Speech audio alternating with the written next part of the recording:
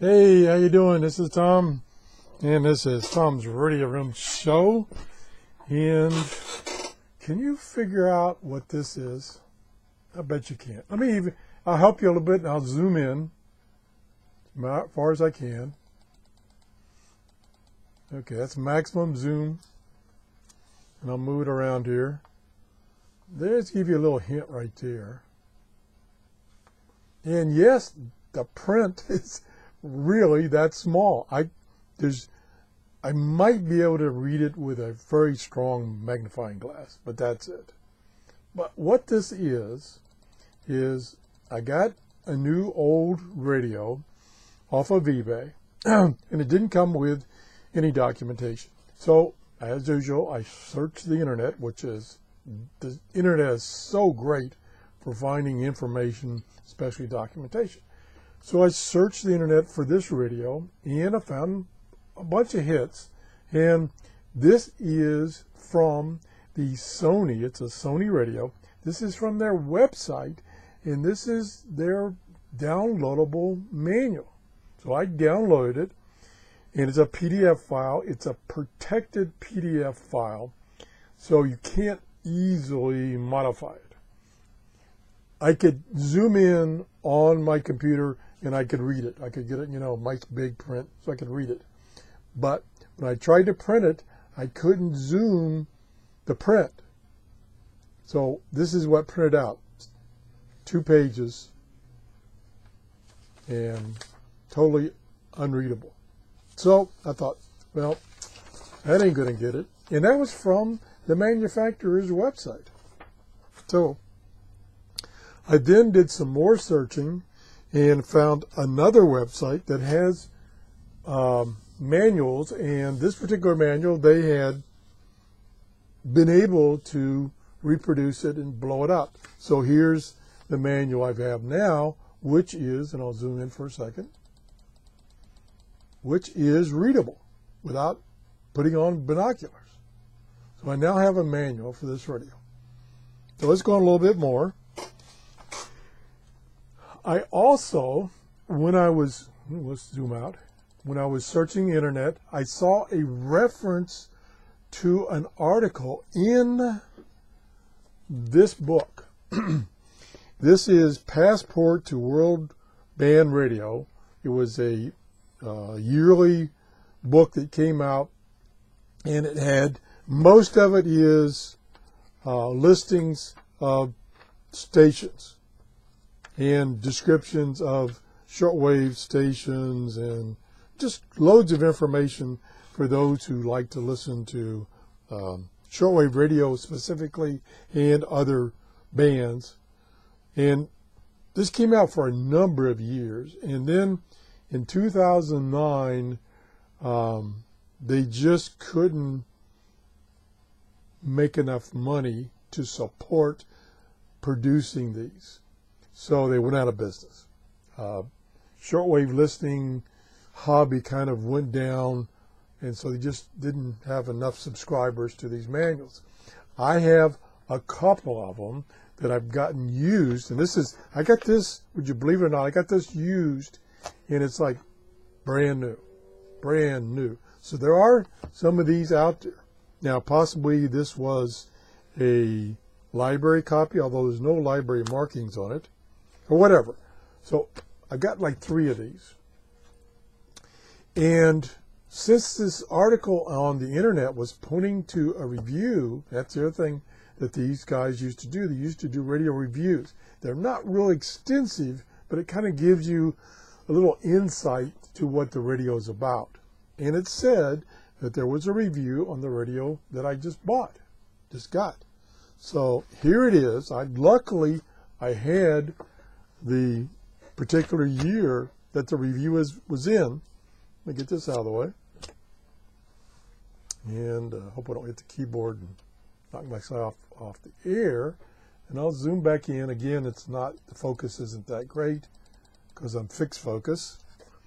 And let me move this radio out of the way. And so here is the radio that I got. It's a Sony ICF-SW35. And they grade the radios, the overall grade of the radios is 1 to 5 stars. And this radio only got 2.5 stars. But if you come down to the end of this short review, the verdict is the Sony has superior rejection of spurious images that are the bane of nearly all other $100 model radios. This is a Chinese-made compact, blah, blah, blah, blah, blah. Overall, a decent low-cost choice only if you listen to a predictable roster of stations. So basically it's saying if you listen to strong stations that are there all the time, it's not a bad radio. But if you want to use it for searching for weak stations, probably not so good. So anyway, I got it anyway because I got a steal on it off of eBay. It looks very, very clean, and I'll be showing it to you in an upcoming show. The only thing I noticed that I couldn't see in the pictures on eBay is there's some speckling down in this area, like maybe hairspray or some kind of chemical got sprayed on it and it discolored the paint. Real tiny specks. You have to tilt the radio to see them. So that's the only, and a little bit of rub mark up here at the top where the antenna comes down and gets seated down here for storage. A little bit of rub mark there. The battery area is clean. The antenna is good shape, nice and straight, not loose. Display is nice and clean. The backlight is not very bright. It's there. It's not very bright, but that may be the way it was originally. And I'll tell you some more about it in the upcoming shows. So I'm going to do a review of this. This is the Sony ICF-SW35 AM/FM shortwave radio. Does not have single sideband capability. So that's the show. The other thing is, I want to remind you that these are great reference manuals. These passport to world band radio. The other one is the WRTH annuals, which are still being published, and they're very good, but I always thought over the years that this one was a touch above the other one, even though the other one is still being published and this one is not, especially in the area of these reviews. Now, I had marked another thing here. I almost forgot about it. Here is, let me get this out of the way. This particular issue also reviews the Grundig Satellite 8000, which is my monster Grundig radio that I've shown you in the past. It got 4 3/8 stars. So they like that radio too. It's also called, or has been called, the Grundig Satellite 800 EU, I guess that's European, and the Texan Ham 2000. I didn't know it was called Texan Ham 2000. And it's sold for $500 originally. So that's the big Bertha, I call her, radio I have. And they did a pretty extensive review of that radio. Goes over several pages. I may have skipped over it. I think that's the end of it right there. So it's about 4 or 5 pages. So it's a very good review. Unfortunately, or fortunately, or whatever, these books were available for download on this website that has all kinds of manuals and books and magazines for historical reasons. They've tried to capture them and keep them available. These were up there for a while.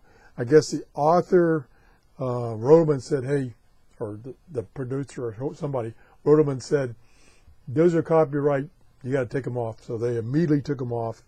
I did not avail myself to getting them while they were available. Oh, by the way, this is the 2003 edition. Since this caught my eye once again. I kind of forgotten about these. Is I went on to Amazon, and you can get these on Amazon, used of course, and I ordered 3 more years. So I'll have a total of 6 years out of the probably 12, 15 years that they published it. I don't know how long. I know it stopped publishing in 2009. There are some 2009 editions available on Amazon, but they are astronomical in price. I think the cheapest one was $35. Now this was, I don't know if it says on here.